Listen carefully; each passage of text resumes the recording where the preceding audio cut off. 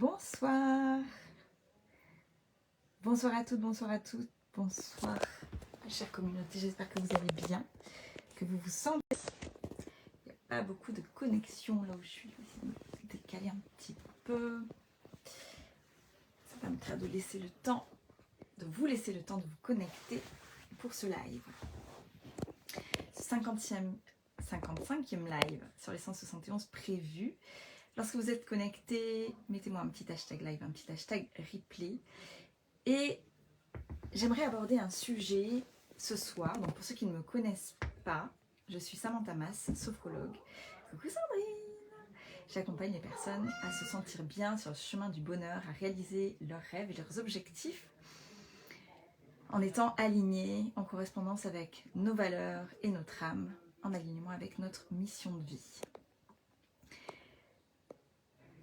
Bonjour Bebop Lula, j'adore cette chanson. Chill my baby.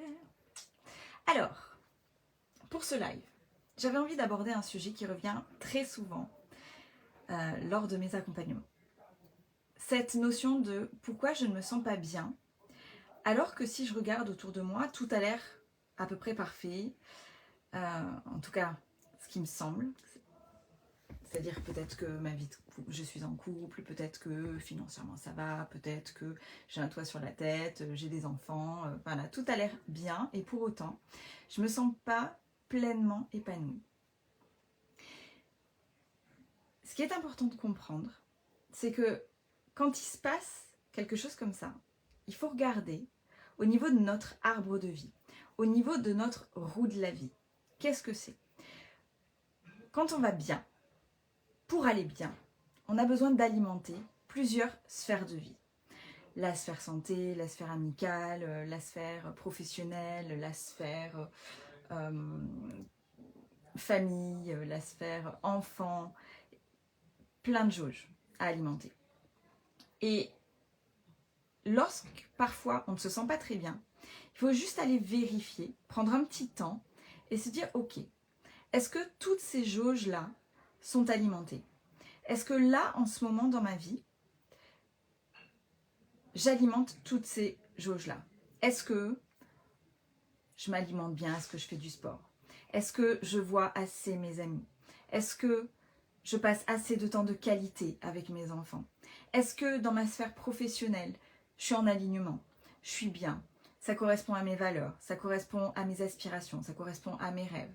Est-ce que financièrement, c'est ok ou pas ok? Est-ce que j'ai assez de rire et de plaisir dans ma vie? Et tout simplement, quelquefois, quand on se pose juste cette question, on s'aperçoit qu'il y a une des jauges qui n'est pas alimentée. Ça peut être la sphère loisir aussi. Parfois, quand on est pris dans l'année, donc là, on revient de vacances, ça va, c'est cool, on a pris un petit bol d'oxygène. Mais ce qui se passe, c'est que parfois, pendant l'année, on est très très pris par tout ce qui se passe dans notre vie, par le temps, par ce qu'il faut faire, ce qu'on doit faire, ce qui doit être fait, ce qu'on croit qu'il doit être fait, notre travail, faire à manger, faire une belle maison, etc., etc. Et on ne prend parfois pas le temps d'alimenter notre jauge plaisir, notre jauge loisir. Donc quand vous vous sentez pas bien et que pourtant tout a l'air plus ou moins d'aller, juste posez-vous cette question. Est-ce que je passe assez de temps avec mes amis? Un petit peu avant les vacances, je m'étais aperçue que je faisais plein de choses, j'adore mon travail, j'adore tout ce que je fais, je passe du temps de qualité avec mes enfants et je me disais purée mais il y a quelque chose qui cloche. Et je me suis posée, je me suis dit comment ça se fait que tu ne te sens pas à 10 sur 10 en fait dans ta vie? Et c'était simplement que ça faisait un petit moment que j'avais pas rigolé. Ça faisait juste hyper longtemps que je m'étais pas un petit peu dépassée, que j'avais pas passé du temps de fun en fait, que j'avais oublié de mettre du fun dans ma vie, un peu plus de légèreté. Tout était devenu trop sérieux. Et la majorité du temps, et ça je vous glisse ce message derrière l'oreille, c'est que la majorité du temps, quand on n'est pas très bien, c'est qu'on met beaucoup de sérieux dans notre vie. On se met beaucoup de pression. On s'autorise pas à faire des choses qui nous feraient du bien, par manque de temps, par peur de décevoir, par peur de pas bien faire, peur voilà, d'être trop égoïste si on pense à nous. Et pour autant, quand on a cette croyance limitante que penser à soi, s'occuper de soi, c'est égoïste, ben, on se tire une balle dans le pied. Tout simplement parce que si on n'alimente pas nos jauges, on perd en qualité d'énergie, on perd notre énergie. Et on a besoin d'énergie pour alimenter notre famille. On a besoin d'énergie pour alimenter notre foyer, pour alimenter notre travail. Et si on ne prend pas le temps de prendre soin de soi, de s'aimer soi, de faire des choses qui nous plaisent, qui nous font plaisir, qui nous font du bien, on se perd, on perd notre énergie. Donc ce que je vais vous encourager à faire, donc dites-moi là dans les commentaires si c'est quelque chose que vous faites. Est-ce que parfois vous vous posez simplement 5-10 minutes à vous dire ok, est-ce que cette semaine j'ai alimenté toutes mes sphères de vie? Est-ce que cette semaine est-ce que cette semaine j'ai eu assez de fun? Est-ce que cette semaine j'ai fait des choses qui me font du bien? Ou est-ce que j'ai sacrifié ces moments de temps pour moi, pour alimenter autre chose? Moi, je ne suis pas trop bien depuis mardi soir. Je pense que tu as vu peut-être sur mon Facebook une page s'est tournée. J'ai vu, oui. Mais enfin, là, je ne suis pas bien car j'ai tout gardé pendant plus de 2 ans. Je tenais une force pour ne pas baisser les bras, mais là, je ne suis pas bien. Alors, quand une page se tourne dans notre vie, donc Sandrine, il est fort probable que tu aies pris une décision. Et prendre une décision, c'est parfois pas facile dans la vie parce que on se déçoit, parce qu'il y a une vision qui s'éteint. Alors je sais pas exactement ce que c'est. J'ai respecté ton intimité et je me suis dit que si tu avais besoin d'en parler, tu viendrais.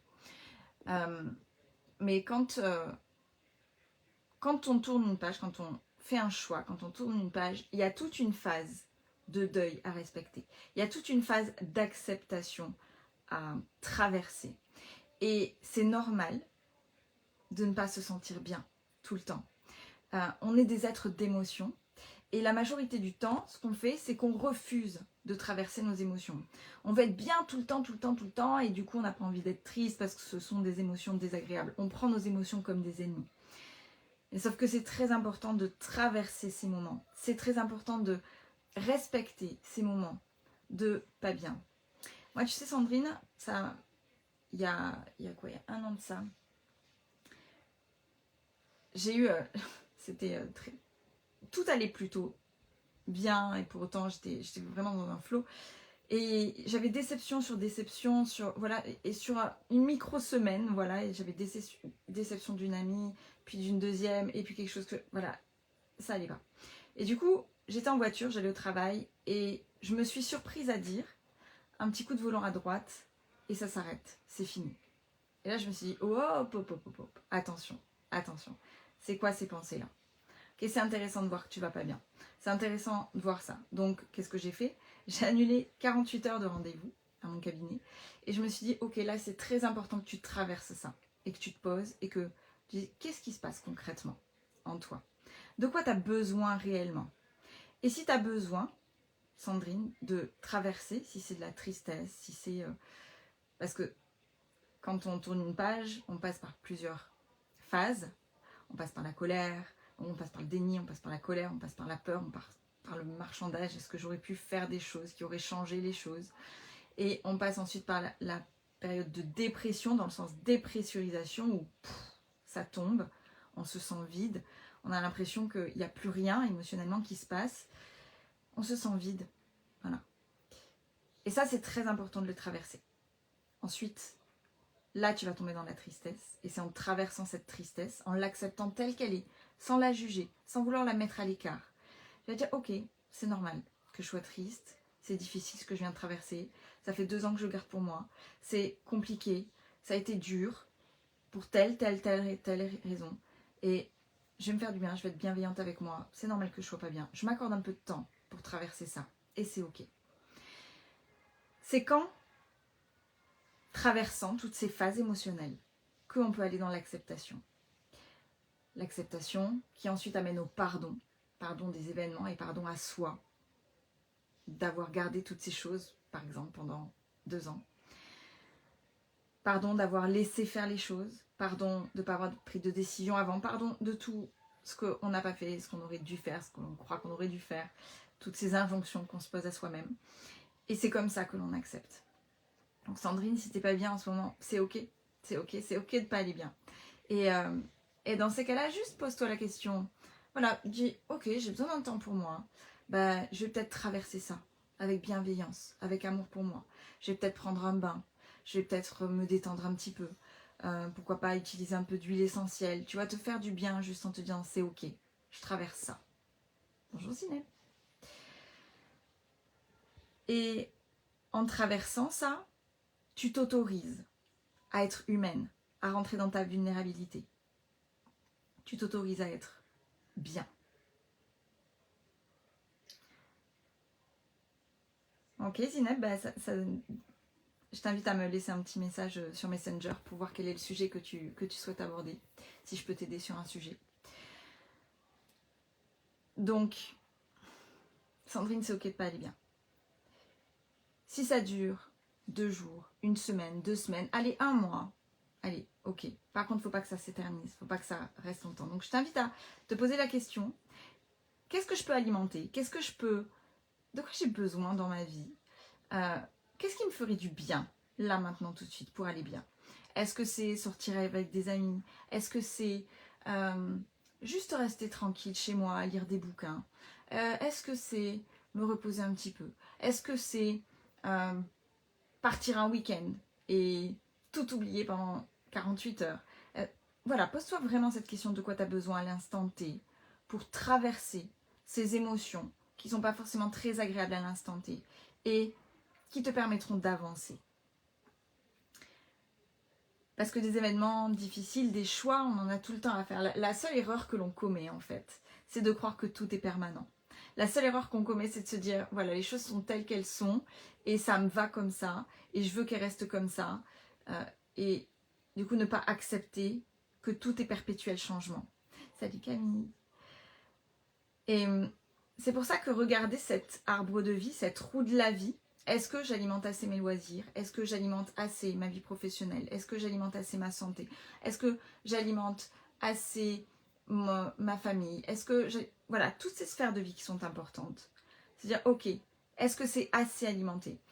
Je suis à combien sur 10? Est-ce que je suis à 2 sur 10 sur cette sphère-là? Est-ce que, tu vois, par exemple, dans les loisirs, est-ce que je suis à 10 sur 10 en termes de loisirs? C'est au top, je fais autant de loisirs que je veux. Ou est-ce que je suis plutôt à 2-3 sur 10? C'est-à-dire que je me fais pas trop plaisir.